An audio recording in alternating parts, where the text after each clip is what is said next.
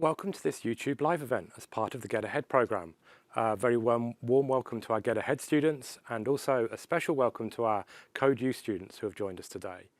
I'm going to be giving a short presentation on research at Google, and we're here to hopefully answer some of your questions afterwards.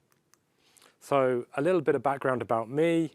My name's Rob Clark. I work at Google in London in the King's Cross office, and I specifically work in text-to-speech synthesis, where I lead the TTS, as we call it, research team. I first got into text-to-speech at Edinburgh University, where I was an academic for nearly 20 years. I also worked on the Festival text-to-speech system, which is an open source text-to-speech system. And I now work at Google, where I've been since 2015, so that's just about 3 years, I think 3 years this week, in fact, where I lead the TTS research team. So what and where and how does Google do research? Well, to start with, where do we do research? In EMEA, we do it in a lot of places. We have big offices in Zurich and London, Munich and Paris, Tel Aviv and Haifa, and a number of other places as well, which have smaller offices at the moment. We're expanding quite rapidly in all of the places that we do research. What type of research do we do? Well, it's predominantly computer science research. That at the moment is mainly artificial intelligence, or AI, as it's called. This involves machine learning and related subjects. If you want more specifics on that, the things that we specialize in machine learning, in its theory and its architecture, I specifically work in areas that relate to speech and language. We also do image processing. You may have heard of the Google Assistant. We're interested in health and machine learning fairness. But more generally than that, we deal with a whole range of other computer science related issues. Any computer science area that a university would do research in, we have an interest in too. So how does research at Google differ from research in academia? I'm going to talk a bit about that. And I'm going to start off by talking about where it's the same. Research in academia and Google is the same in the sense that you get opportunities to do interesting research. You're dealing with hard, real-world problems that haven't been solved before. They're not easy things to solve. If they were, there wouldn't really be a research question there that you wanted to deal with. The actual research process itself is also generally the same. You have a problem, you work out how you solve it, you put the effort into solving it, you publish some results, some things you find work, some things you don't work, and you keep going until you get somewhere and get the result that you want. There's always the opportunity to collaborate as well. In academia, you can collaborate. In Google, you can collaborate. And that includes both internal collaborations and external collaborations. Also, publishing is the same. We publish at Google. We're encouraged to publish. I've published a number of papers in the few years that I've been here. And we have quite a streamlined process to actually get publications out. And it helps you sort of review them internally as well, which means the papers that you're actually submitting tend to be of slightly better quality than they might be otherwise. So we often get them published. What is different? Well, the obvious thing that stands out as being different is that the starting point is often different. Often at Google, a research topic comes about because we feel that if we did some research here and improved methods in a particular area, that would help us improve the products that we produce, and it would help improve the experience of our users. So usually if there is a key thing that we think needs doing and it will just make things generally better, that we would actually do that. Where at university, in an academic environment, you often have to apply for funding, which is quite a difficult process. It may even be a lottery. And you need to persuade a lot of other people that what you want to do is worthwhile. Where at Google, often, if there's an obvious need for it, it will just usually happen. Google also provides a lot of support for research. I, as a researcher, have a number of people that I work with, and they might include engineers, they might include program managers. It means I don't have to do everything myself. If there are areas of expertise where I'm not good at, for example, if I need to get hold of some data or collect or record some data, there'll be people that have expertise in that area that will help me out. Where often in an academic environment, you might end up having to do that yourself. Other differences, our research ends up in products that get used by millions of users. When we think about how to do things, we think about how to do it at scale from the get-go, from right at the beginning. We're not really interested in doing something that might be suitable for 100 users or 100 people using it or whatever. We're actually interested in the millions to start with. Resources are often easier to obtain at Google. We have a lot of resources, and that might be data resources, people resources, or it might be connections with other companies, with other users, and we can often easily make use of those to improve our research. It's easier to collaborate with others internally at Google. One thing I found difficult in academia was that the way funding worked, it was often easier to collaborate with people outside your own institution than it was internally, where at Google that's not a problem. We're encouraged to talk to each other, and we're encouraged to work together, and often our particular research is the result of many different people from different organizations and teams working together. It's also true that research at Google is predominantly computer science based. That is, as far as I'm aware, we don't actually do any direct research into art history and subjects like that. But as I believe you've heard earlier, we're certainly interested in the subject area of arts and culture, and some of the research that we do will feed back into applications in that area. Publishing at Google. Publishing is definitely encouraged at Google. We publish slightly differently to academia in that I think it's fair to say, in general, we're more interested in conference publications than we are in the long process of getting journal publications. Publishing is encouraged, but it's not something that we have to do. It's not something that we're forced to do. It's not something that we're quoted to do. In the same way in academia that your promotion might be primarily judged on journal publications, within Google, you're just judged on your productivity and doing good stuff and doing that stuff well. And that might include publications. How do we publish? There is usually a slight delay in being able to publish. We have an internal review process that we use to make sure that all the information that's being made public is okay, and there's nothing confidential in there that's not ready to be released. That process usually takes about a week, though, and there would also be an ongoing potential patenting process going on at the same time. But it means you have to really have your paper ready a week before a deadline. Where rather in academia, often you'd probably have your paper ready the night before the deadline.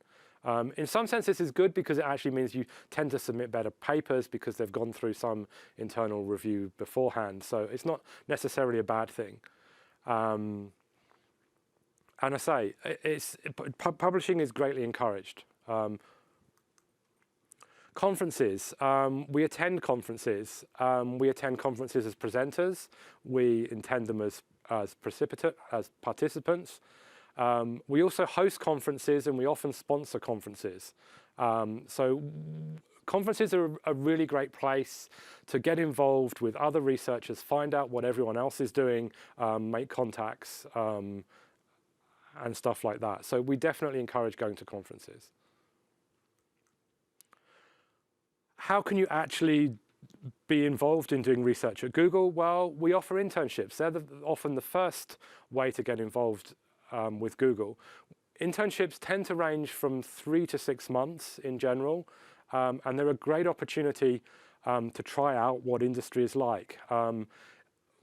You may have seen the movie. Internships are not like the movie. you come to do an internship at Google, you are treated as a full-time member of staff for that duration, and you will work on a project just like any other member of staff. So it really is a great opportunity to get involved, do something substantial, and sort of get experience outside of your academic environment. And thanks for listening. We're going to move to some questions. We have quite a lot of questions, and I believe we're also going to answer live questions if you have more that aren't here. The first set of questions that I've got here, does Google set targets for the number of research papers to be published? Not that I'm aware of. My team certainly doesn't have a paper target to reach. We publish when we've got something interesting to say.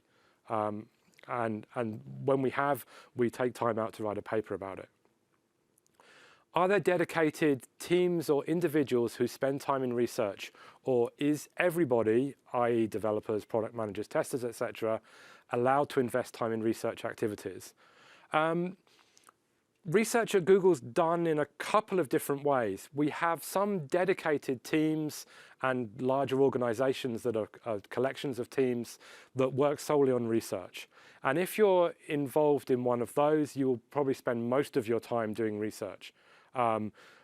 Often some of that time will be getting that research into a product, because there is a difference at Google, is that we want to do research that actually gets used. We don't want to do research which then gets put on a shelf at the end of a project because the funding's just moved on. We actually have the opportunity to make use of that research. We have other teams that are more product orientated that will have a research subcomponent in them somewhere, and that may be people directly on that team working on research full time, which is what I do actually. My team, the text-to-speech team, text-to-speech is a organization within Google which is actually there to provide text-to-speech for products. But my team works on the research side of that, and we do mainly research. So it really does vary a bit, but research really is encouraged across the board. Often a product team will get to a point where to improve its product and to sort of do better with what it's doing, it will either need to do some research itself, or it needs to get involved with another team, another organization within Google that is doing research in a particular area. Or for example, we will find an area where some other team is doing something interesting which we could feel that would be useful for us, and we would sort of help them out with their research and take on their research and include it in what we're doing. Another question, like the 20% project gives an opportunity to spend 20% of one's work hours on other projects, is there a fixed proportion of time one is allowed to invest in research? Again, the answer is similar to the previous question. It depends on what your day job is. If your day job is a researcher, you would be doing research all the time, or most of the time, and you might be doing other stuff 20% of the time. If you're more in a product team, or if you're a product manager, research might be something you get involved in for 20% of the time, if you wanted to. You're not forced to do research though, as well. Some people aren't interested in doing research. They're just interested in solving software engineering problems, and that's good too.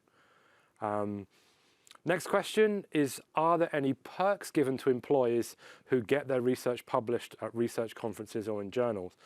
The only perk that I'm aware of is that you can go to the conference if you're presenting. So you don't get anything special out of publishing, but you are encouraged to publish anyway. Another question, this one specifically from ML, they're asking, is there any field combining both medical and artificial intelligence? Yes, this general field tends to get called bioinformatics. And there is a lot going on in that field at the moment, particularly with the sort of emergence of using AI. Bioinformatics used to be more algorithmic, but it is moving definitely in an AI direction. And Amel has a follow-up question which says, are there any boot camps or universities that teach it? Yes, definitely. I can't think of any, but if you do a Google search for bioinformatics and boot camp or tutorial, you can probably find out the information you need there. And a third question they have is, does Google support this? Yes, Google supports research in a number of different ways. We have things called faculty awards, where we give money to faculties doing particular research, and they can then take the research and go in the direction that they want. You could be an intern with Google in this area, potentially.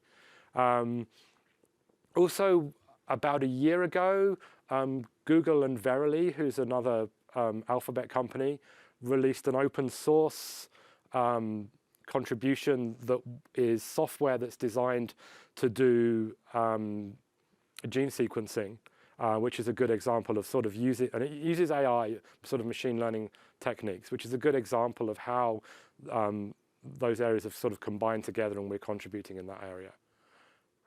Okay, so Swathi asks, what does Google as an organization do to ensure a substantial contribution to research?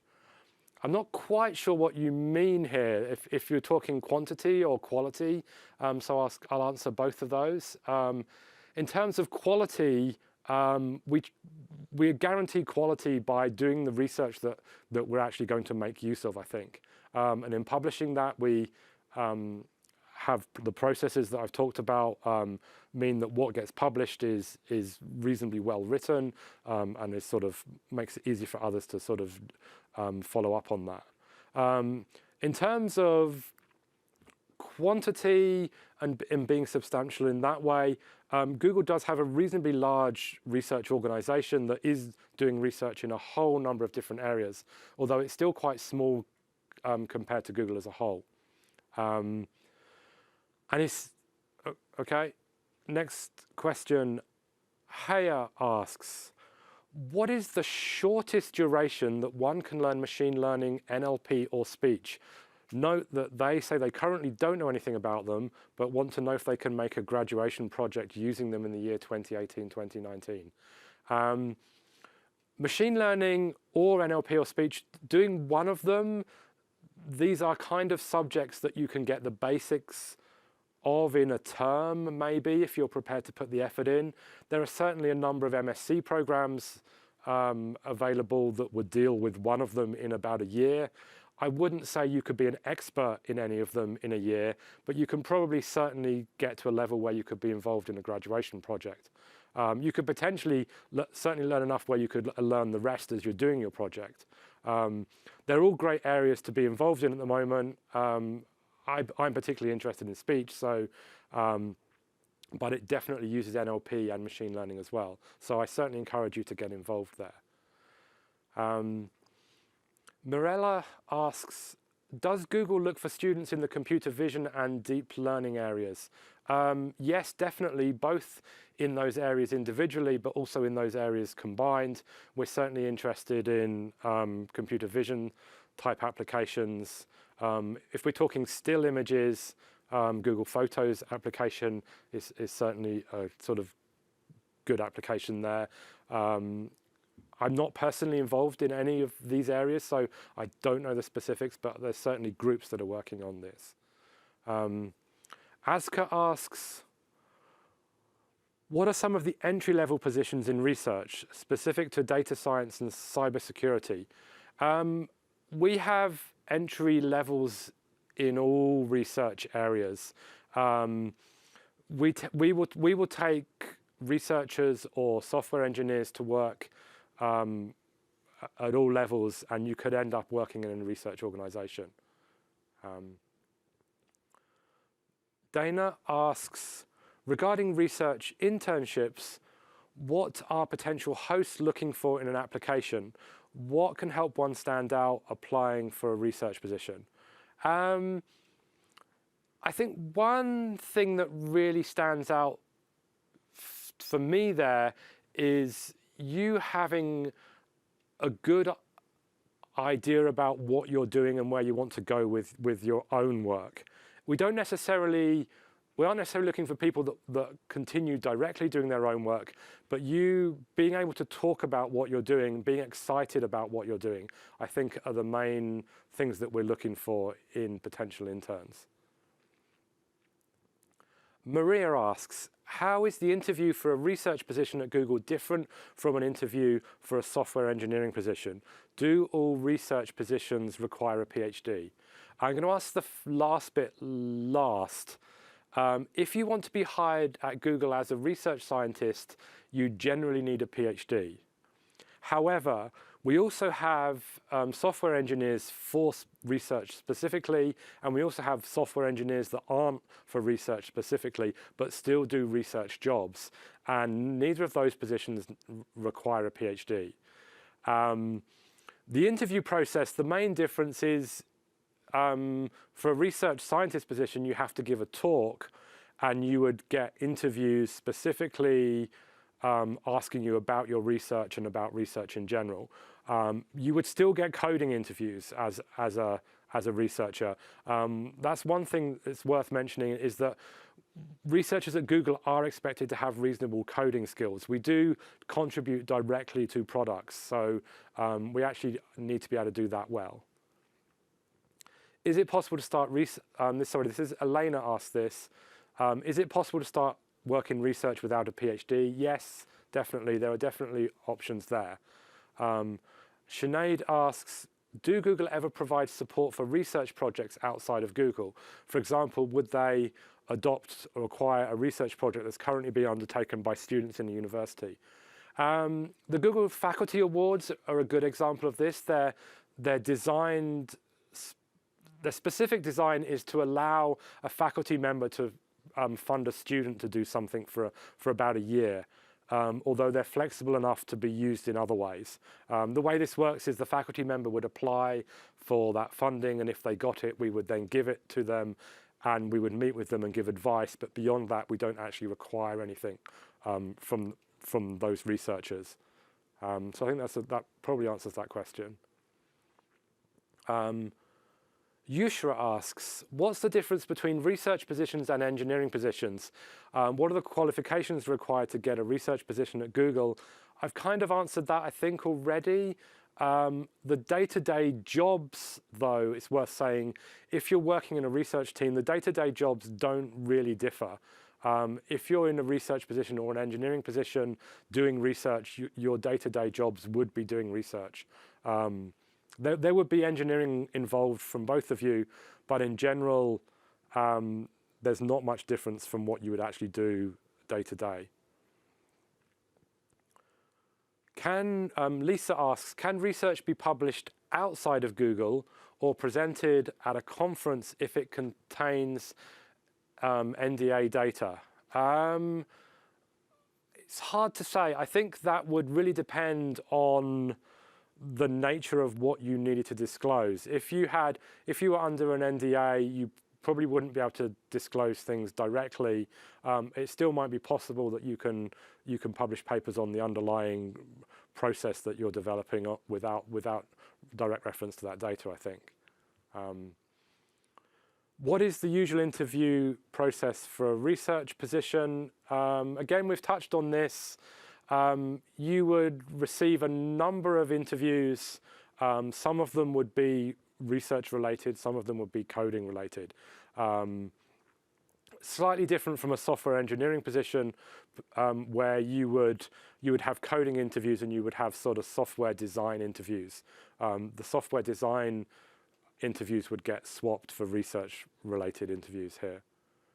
Zoe asks, do you have written research papers before applying? Do you have to have, I suspect this means, written research papers before applying from a research position, intern or entry level? No, you don't.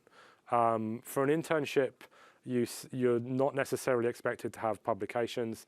It would really depend on where you were in your sort of academic student career. If you were an undergraduate, we wouldn't necessarily expect you to have publications. If you were a third-year PhD student, then maybe we'd expect you to have some. Yufi asks, when and where can we apply for the internships this year? And the answer is from September 2018. That's for internships starting 2019. Hazar asks, can we get an idea how the day of a researcher at Google looks like? The day of a researcher is you come into the office when you are ready. You sit down, you meet with other people, you do your work, pretty much the same as you would as a PhD student or a postdoc as well. Depending on the team you're on, your hours might be flexible as long as you put in the right number of hours in a week. We're usually flexible with that. Sometimes we shift our hours to overlap with other teams that we work with that are in other locations. But in general, the day-to-day work of a researcher isn't really much different from that in academia. Andrea asks, is there interest in reinforcement learning at Google? Definitely yes. I don't think reinforcement learning is an easy thing, but there's certainly interest in doing it. I'm trying to think of some specific examples. DeepMind have certainly been interested in reinforcement learning and have shown that working. I can't think of a specific Google application, but that's just me because coming from a speech background, using reinforcement learning is very, very slow because it usually requires the feedback from human listeners or human speakers rather than being able to do it in some more automated way. Andrea also asks, how can you prepare for your research talk in case you want to apply to Google and to be a researcher? Any tips? Should the presentation go deep into the topic or high level? I think preparing a research talk for Google isn't really much different than it would be to prepare a research talk either for a different team in your own institute or for presenting your work at a conference, for example. You should be able to give a high-level overview of what you're doing and then go into some detail that someone that's kind of in the field or a related field can understand. So the talk you'd be expected to give at Google doesn't differ too much from an academic talk that you would be presenting your own work at anyway. Evan asks, is there a distinction between research and applied research? During the internship, can you choose to involve either more in publishing or more in coding? I don't think there's a big difference between research and applied research. There are certainly some areas of research that are more theoretical and there isn't an obvious immediate product for it. So in that sense, you could argue that's research, where applied research is more sort of directly applicable to a product. And during the internship, can you choose to be involved more in publishing? As an internship is only for 3 or 6 months, in general, I would say that you don't really have time to get something published during an internship. What that often means, if there is publishable stuff that you have done during your internship, the people that you worked with at Google would probably see to getting that published after you had left and make sure that your name was put on it. Viviana asks, if we apply for an internship now, how flexible are the time slots when the internship is held? For example, could I enter the internship at any month that works better with my university curriculums? I believe in EMEA that yes, the answer to that is yes. You can pretty much start your internship at any point during the subsequent year. I think that's right. Evan asks, is it possible to do a research internship for a master's thesis? The answer here is it really depends on what you're doing. We would not say no. These situations are certainly rare, but if you are really doing something that really overlaps clearly with something that Google is interested in, sometimes something can be worked out.